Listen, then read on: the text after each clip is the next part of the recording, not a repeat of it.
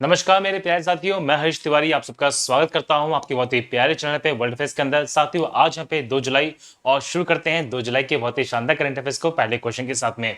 आपकी स्क्रीन पर पहला क्वेश्चन दिया गया कि अभी यहाँ पे किसे न्यू वाइस चीफ बनाया गया पे इंडियन एयरफोर्स में। इसका सही आंसर है विवेक राम चौधरी। यस, तो विवेक राम चौधरी देखिए बने हैं यहाँ पे क्या साथियों, आप कहेंगे यहाँ पे new vice chief of Indian air force, जो वर्तमान में अभी एयर मार्शल है।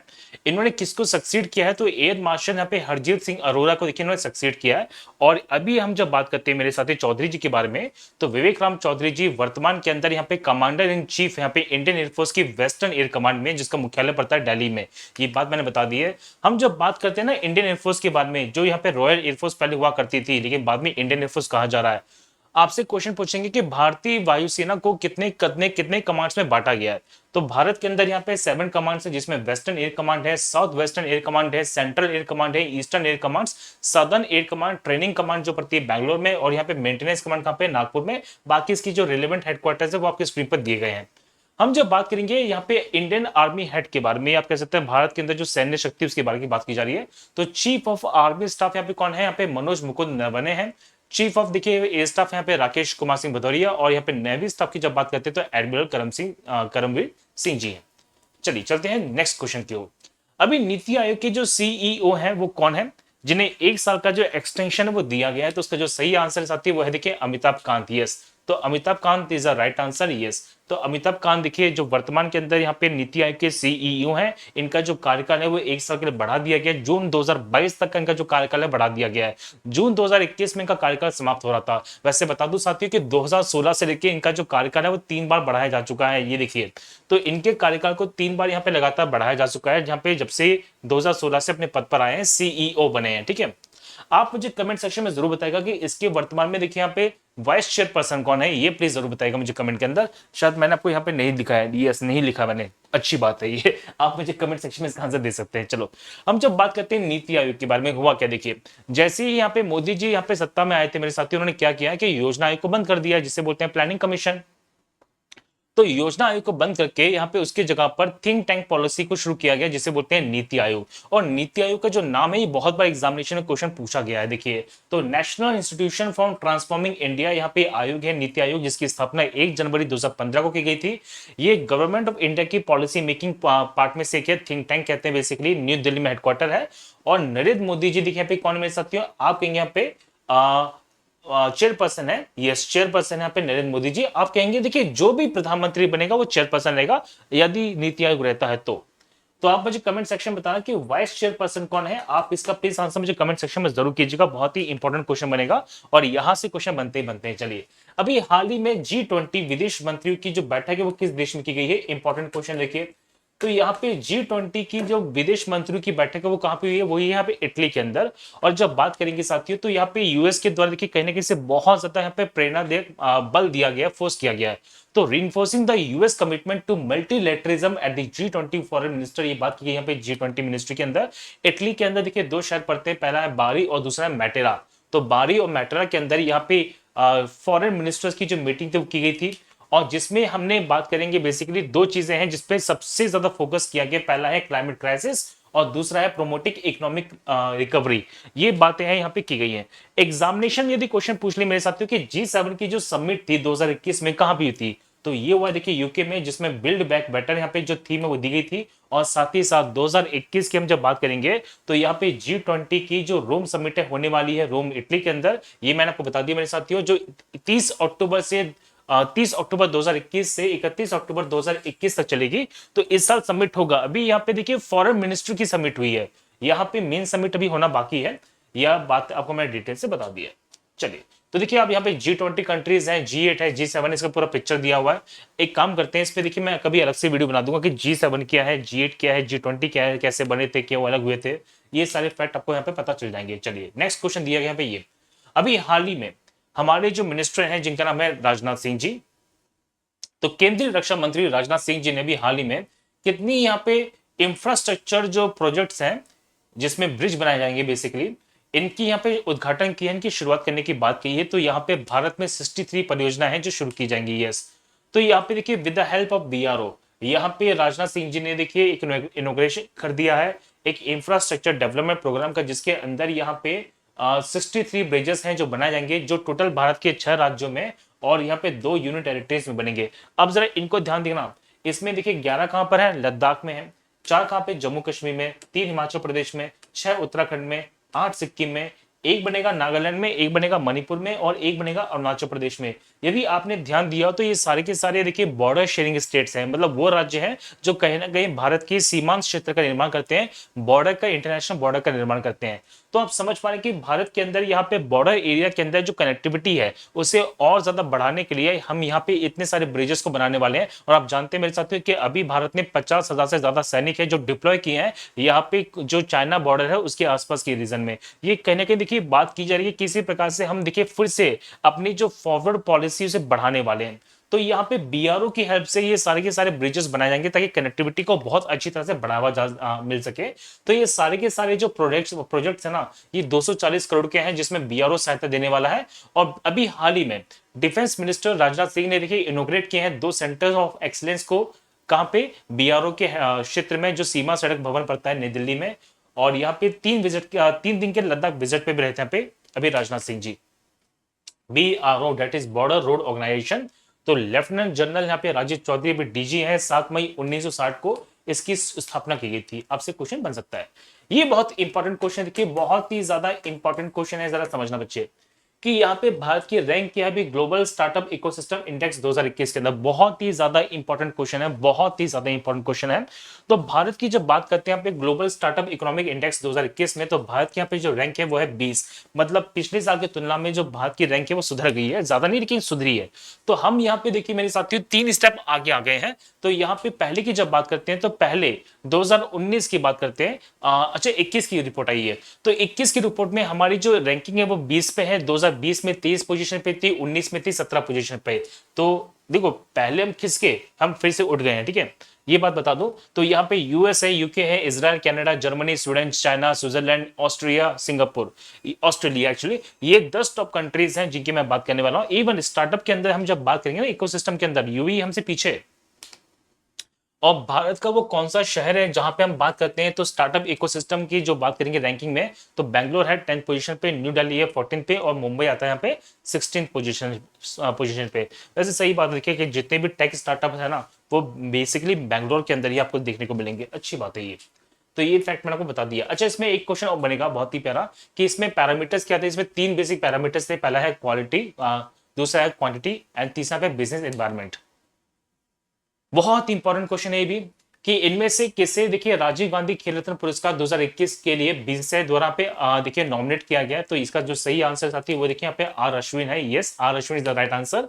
तो अभी हाल ही में देखिए आर अश्विन को बीसीसीआई के द्वारा पे नॉमिनेट किया गया फॉर दी राजीव गांधी खेल रत्न पुरस्कार, और साथ ही साथ में मिताली राज का भी नाम यहाँ पे रिकमेंडेड किया गया। हम जब बात करेंगे तो बीसीसीआई बोर्ड ने यहाँ पे शिखर धवन, केएल राहुल और यहाँ पे जसप्रीत बुमराह का जो नाम है वो यहाँ पे अर्जुन अवार्ड के लिए भी यहाँ पे नॉमिनेट किया है। ये फैक्ट मैंने आपको बता दिया है। आप जानते हैं कि राजीव गांधी खेल रत्न पुरस्कार देखिए खेलों में दिया जाने वाला सबसे बड़ा पुरस्कार है मेरे साथियों। अगर आपसे क्वेश्चन पूछ लिया जाए कि किस भारतीय क्रिकेटर को, ये बहुत इंपॉर्टेंट क्वेश्चन बताना जरा समझिए, तो किस भारतीय क्रिकेटर को सबसे पहले यहाँ पे राजीव गांधी खेल रत्न पुरस्कार दिया गया, तो किस साल में दिया गया था, आप प्लीज मुझे कमेंट सेक्शन में जरूर बता दीजिएगा। वैसे बता दो मेरे साथियों, इनसे पहले यहाँ पे 4 व्यक्ति हैं, तो अगर आंसर तो बताने वाला हूं नहीं मैं, चलिए बता देता हूं, कोई दिक्कत नहीं। विराट कोहली भी है यहाँ पे। हम जब बात करते हैं साथियों 2020 की बात करेंगे तो 2020 में किसे मिला, आप कहेंगे पे रोहित शर्मा को।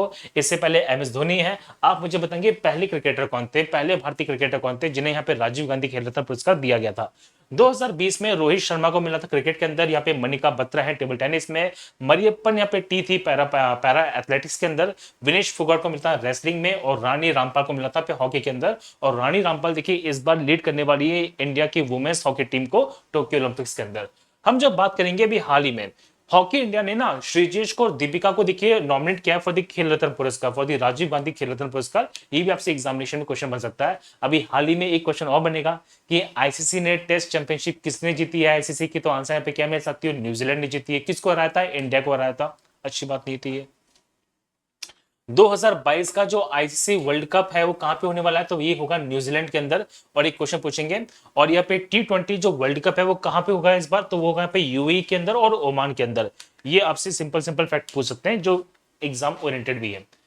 ये बहुत इंपॉर्टेंट क्वेश्चन लगा मुझे ये अभी हाल ही में देखिए किस देश ने गुलामी का समर्थन करने वाले जो कन्फेडरेट प्रतिमाएं होती हैं, जो स्टैचूज होती हैं, इन्हें देखिए हटाने के लिए एक जो विधेयक है, जो बिल है, वो पास करवा दिए अपने सभा के अंदर। ऐसा करने वाला जो देश है वो यहाँ पे यूएसए। देखिए यूएसए ने क्या किया, अपने हाउस के अंदर कह दिया कि हम उन सभी प्रतिमाओं को हटाने वाले हैं जो कहीं ना कहीं गुलामी के प्रतीक उस क्षेत्र में मानी जाती है। आप जानते हैं मेरे साथियों कि देखिए यूएसए की बात करेंगे तो 4 जुलाई अभी इनका इंडिपेंडेंस डे भी आने वाला है। उनका ये मानना है कि हम ना अपने इंडिपेंडेंस डे के उपलक्ष्य से पहले ही यहाँ पे उन सभी प्रतिमाओं को, उन सभी मूर्तियों को हटा देंगे जो कहीं ना कहीं हमें गुलामी का जो प्रतीक है हम उसमें फील कर सकते हैं। मतलब उनमें वो चीजें नजर आती कि नहीं, कभी ना कभी यूएसए यहाँ पे गुलाम रहा था। उन सभी मूर्तियों को हटाने की जो बात है वो की गई यहाँ पे इनके द्वारा। और आप जानते हैं कि जो बाइडन यहाँ पे देखिए राष्ट्रपति हैं, प्रेसिडेंट है, वॉशिंगटन डीसी यहाँ पे कैपिटल है, जो बाइडन यहाँ पे प्रेसिडेंट है। ये बात को मैंने बता दिया यूएसए के बारे में। Which countries former president Jacob जुमा, ये ऐसा भारत में होना चाहिए, इतने सख्त कानून तो होने चाहिए। देखिए तो किस देश के पूर्व राष्ट्रपति यहाँ पे जैकब जुमा को 15 महीने की जेल की जो सजा है वो सुनाई गई है? तो इसका जो सही आंसर देखिए यहाँ पे साउथ अफ्रीका है। यस, तो जैकब जुमा देखिए जो इससे पहले यहाँ पे इस देश के प्रेसिडेंट थे, मेरे साथियों हम जब बात करेंगे तो एक्स प्रेसिडेंट थे जैकब जुमा। उनके ऊपर देखिए आरोप लगे, उनका आरोप क्या लगा कि जब 2009 से लेकर 2018 तक वो देश के यहाँ पे राष्ट्रपति थे तो उन्होंने अपने बहुत सारे सगे सहयोगी को, इनके जो बहुत सारे मित्र थे, इनके जो बहुत सारे जानने वाले लोग थे, उन्हें क्या किया, उन्हें देखिए अधिकार दे दिए ताकि वो यहाँ पे इस देश के बहुत सारे रिसोर्सेज का फायदा उठा सके। और हुआ क्या देखिए साथी, ऐसे ही हुआ कि यहाँ पे जब इनकी सरकार गिरी 2018 के अंदर, तो 2018 में जैसे सरकार यहाँ पे हटी है और यहाँ पे नए जो राष्ट्रपति बने मेरे साथियों, जिनका नाम है सिरिल रामाफोसा, तो इनके बनने से पहले ही इनके बहुत सारे दोस्त थे जो यहाँ पे देश को छोड़ के चले गए। तो ये पता चला कि नहीं, करप्शन तो हुआ है और बाद में करप्शन के जो आरोप इन पे सिद्ध कर दिए गए थे। तो फाइनली यहाँ पे कह दिया गया कि हाई कोर्ट के द्वारा, इनके जो मेन सुप्रीम कोर्ट है, माफ कीजिएगा, तो सुप्रीम कोर्ट के अंदर जो डेप्यूटी चीफ जस्टिस है जिनका नाम है रेमंड जोनाडो, उन्होंने देखिए इस बात कह दिया कि हाँ इन्हें गिरफ्तार कर लीजिए और इन पे जो केसेस हैं, एलिगेशन है, वो प्रूव कर दीजिए और उनके जेल भेज सकते हैं। केंद्रीय मंत्रिमंडल ने अभी हाल ही में स्वास्थ्य अनुसंधान के लिए किस देश के साथ यहाँ पे समझौता तैयार किया है? तो इसका जो सही आंसर देखिए वो म्यांमार है। यस, तो भारत का जो पड़ोसी देश है म्यांमार, उसमें देखिए भारत का जो यूनियन कैबिनेट है ना, उन्होंने क्या किया है, एक हेल्थ रिलेशन को बढ़ाने के लिए एक यहाँ पे मेमोरेंडम ऑफ अंडरस्टैंडिंग को साइन किया, एक पैक्ट को साइन किया म्यांमार के साथ में, जिसमें बेसिकली यहाँ पे प्रमोट करने वाले हेल्थ रिसर्च रिलेशनशिप को इन म्यूचुअल रिसर्च डिसिप्लिन के अंदर, ताकि यहाँ पे देखिए वो आदान प्रदान करके वो भारत और आसपास के क्षेत्र में जितनी भी हेल्थ कंडीशंस हैं उन्हें सुधार सकते हैं। आप जानते हैं मेरे साथियों, हम जब बात करते हैं म्यांमार के बारे में, तो म्यांमार देखिए कहीं ना कहीं पहले भारत का ही भाग माना गया था। 1935 के अंदर हम जब बात करते हैं तो भारत शासन अधिनियम है जिसमें बात कह दी गई थी कि 1937 में ही भारत से एक राज्य है जो अलग किया जाएगा, जो बना था बर्मा।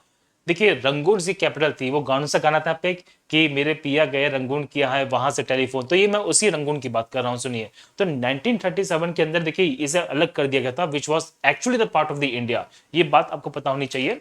हम जब बात करते हैं साथियों देखिए म्यांमार के बारे में, तो नाइपीडाउ यहाँ पे क्या है, कैपिटल है। म्यांमार क्या क्या है इसकी, देखिए यहाँ पे नई करेंसी है, इससे समझ लीजिएगा, एग्जामिनेशन क्वेश्चन बन जाता है। चलिए यहाँ पे policy makers general from New Delhi to Washington DC, यहाँ पे किसकी फेमस किताब है? तो आंसर पे कौशिक यहाँ पे बसु की। यस, तो कौशिक बसु की जब मैं बात करता हूं तो पहले ये भारत के अंदर यहाँ पे चीफ इकोनॉमिक एडवाइजर थे यहाँ पे इंडियन गवर्नमेंट के, लेकिन बाद में कहां चले गए, यहाँ पे वॉशिंगटन चले गए और ये चीफ इकोनॉमिस्ट बने हैं कहाँ, वर्ल्ड बैंक के अंदर, वॉशिंगटन के अंदर।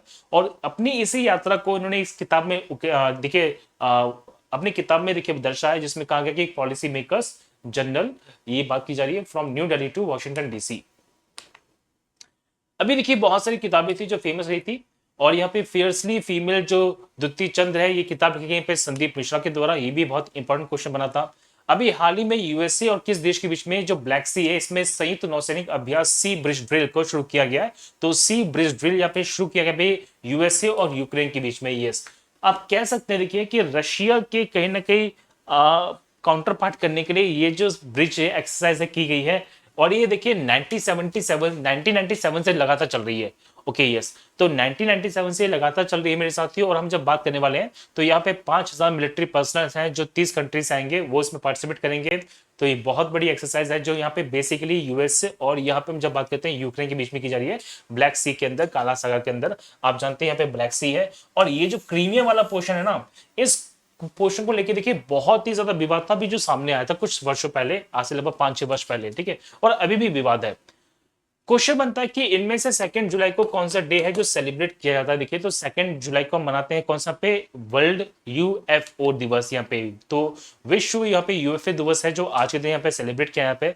तो अनआइडेंटिफाइड फ्लाइंग ऑब्जेक्ट के यहाँ पे ये जो दिवस है मनाते हैं। ऐसा कोई जरूरी नहीं है कि हम जब एलियंस की शिप को यहाँ यूएफओ कहते हैं, देखिए जिसकी हम यहाँ पे आइडेंटिफिकेशन नहीं कर पाते उसे हमने यूएफओ नाम दिया है। तो उसी को लेके ये जो दिवस है मनाया जाता है, जिसके अंदर अवेयरनेस बढ़ाई जा रही है अक्रॉस ऑल दी वर्ल्ड कि यहाँ पे किस प्रकार से यूएफओ को हम देखिए आइडेंटिफाई कर सकते हैं। वैसे अनआइडेंटिफाइड तो होते हैं ये बेसिक मैंने आपको बात बता दी है। चलिए आते देखिए हमारे वीडियो के सबसे इंपॉर्टेंट पार्ट पर, वो ये है कि अनअकैडमी पर आपके लिए बहुत कुछ नया, आपने प्रिपरेशन को देखिए बहुत ही ज्यादा बूस्टअप कर सकते हैं अनअकैडमी के प्लस प्लेटफॉर्म के साथ में। इसके लिए सिंपली अनअकैडमी का जो एप्लीकेशन डाउनलोड कीजिएगा, वहां पर आपको देखिए बहुत सारे टॉप फैकल्टीज के जो बैचेस मिलने वाले हैं। मेरा स्पेशल इंडियन ज्योग्राफी का जो बैच है वो चल ही रहा है आपके लिए। और सबसे इंपॉर्टेंट बात जो बता दूं मेरे साथ वो ये है कि 11 जुलाई को देखिए मेरी स्पेशल केमिस्ट्री की क्लास आने वाली है, महामैराथन क्लास, जिसके अंदर मैं 12 घंटे लगातार आपको जितने भी एग्जामिनेशन आने वाले हैं उन सबके लिए केमिस्ट्री पढ़ाने वाला हूं। और बायोलॉजी की जो रेगुलर सेशंस हैं वो जल्दी यहाँ पे शुरू कर दिए मेरे द्वारा। तो प्राइसेस देखिए बढ़ने वाली हैं, तो प्राइसेस के बढ़ने से पहले ये सब्सक्रिप्शन को ले लीजिएगा। तो सब्सक्रिप्शन को लेने के लिए जस्ट यूज कीजिए मेरा कोड यहाँ पे HT10। और द मोस्ट इंपॉर्टेंट फैक्ट, यदि आप यहाँ पे मेरे साथियों SSC, बैंक, RBI और रेलवे की प्रिपरेशन करना चाहते हैं तो कॉम्बो पैक है जो पड़ेगा आपको मात्र 14,395 का by using my code HT10। आप गलती से भी ना ये फीस पे ना कर दीजिएगा, यूज कीजिएगा मेरा code, the prices will fall down for you. और सबसे इंपॉर्टेंट बात देखिए कि यहाँ पे इस संडे होने वाला SSC कॉम्बैट, जिसमें आप अनलॉक कर सकते हैं by using the code HT10। तो साथियों देखिए ये है मेरा टेलीग्राम चैनल जिसका नाम है हरीश तिवारी सर अकेडमी, जहाँ पे आपको सारी की सारी PDF मिलने वाली है। तो इसमें ज्वाइन कर लीजिएगा। साथ ही साथ मेरी क्लासेस की जो नोटिफिकेशन है वो आपको यहाँ पे रेगुलरली मिलती रहेंगी। तो ये था आज का हमारा करंट अफेयर्स का session. All set, let's crack it. तो मैं अंत में यही कहूंगा आपसे साथियों कि घर पे रहिए, सुरक्षित रहिए, पढ़ते रहिए। जय हिंद, जय भारत।